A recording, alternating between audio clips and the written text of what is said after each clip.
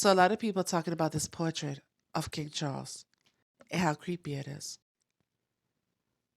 And this one particular is my favorite because it is true. Bal the Impaler, right? Draco, the son of the dragon. That's what it means, the son of the dragon. They say that the character Dracula was loosely based on Val the Impaler. Well, King Charles is related to Val the Impaler. And that's his emblem, the red dragon, as in the son of the dragon. City of London, dragon worship. And I saw coming out of the mouth of the dragon, and out of the mouth of the beast, and out of the mouth of the false prophet, 3 unclean spirits like frogs.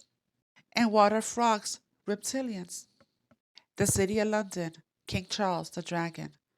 Washington, D.C., the beast, Obama, the false prophet, the Vatican, Rome. All U.S. presidents minus one is related to the King of England. This is from the Great Awakening chart. You see Vatican, reptilians, they're Dracos. On the top, Braille Society. It's also mentioned in the CIA chart, Braille Society. There happens to be a parasite that drills through the eye. So it drills through the eye to the brain, goes down the spinal cord, and it takes over the host. So that tail takes over your Jacob's ladder, your spinal cord, taking over the host. That's why you see all these politicians and celebrities with a black eye, as in the Black Eye Club. So you see how they all have it. The dragon, the beast, and the false prophet. That's why you find their images in our money. The real ruling powers of this world. The puppet masters. Draco reptilians Anunnaki are H negative blood type. And that's the blood types of the elites. The serpent bloodline. As you can see, Winsler, Queen Elizabeth, shapeshifter. And every now and then the system glitches and you can catch it. Isn't this David Icke? He's one of them. Control opposition.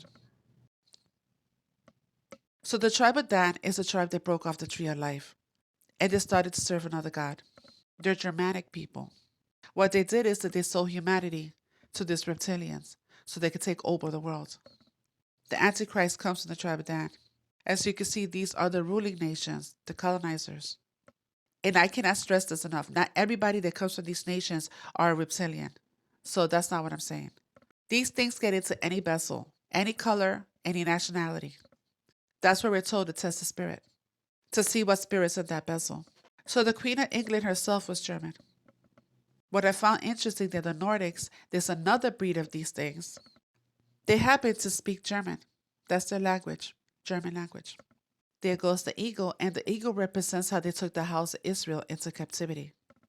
And there goes the eagle again, Germanic people, the Roman Empire. What do reptilians, shapeshifters, and the bells that went missing have in common? The Germans are the ones that took the bells. The Germans were also infatuated with the Vril Society, aka the reptilians. The reptilian race are the shapeshifters. Now, shapeshifting is not actually what they do. The way that they shapeshift is they take a frequency and blast it into your visual cortex, so what you are seeing is not a reptilian. So it's not actually shape-shifting, it's just changing your perception of reality. These bells were actually a defense weapon, so we could not be tricked by their frequency trying to trick our visual cortex into believing that they were a skin suit versus a reptile. The frequency from the bells disrupted the frequency or the spell that they were putting under our visual cortex. Rebel, to change the frequency. So of course they got all the bells so that they could hide among us in peace, so that we could not discover the true deception that they were placing upon us. This is the true reason why the Germans took all the bells. Everyone's saying, oh, they took all the bells. Why did they take the bells? This is why, because they are in bed with the reptilian race, and they are allowing them to walk among us rent-free without us even knowing, right under our nose.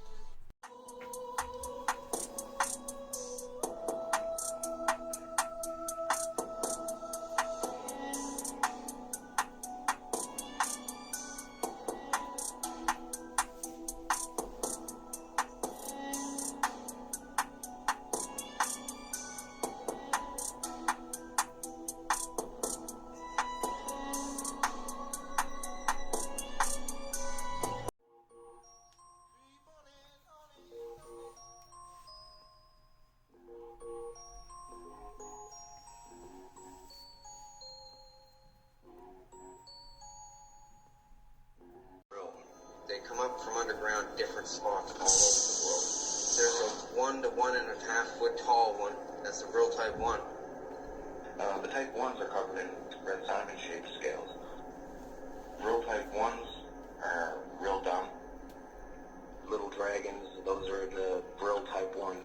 These lizards have a unique biological property of their body. The lizards have what's called a proboscis. It's an ejectable brain and spinal column.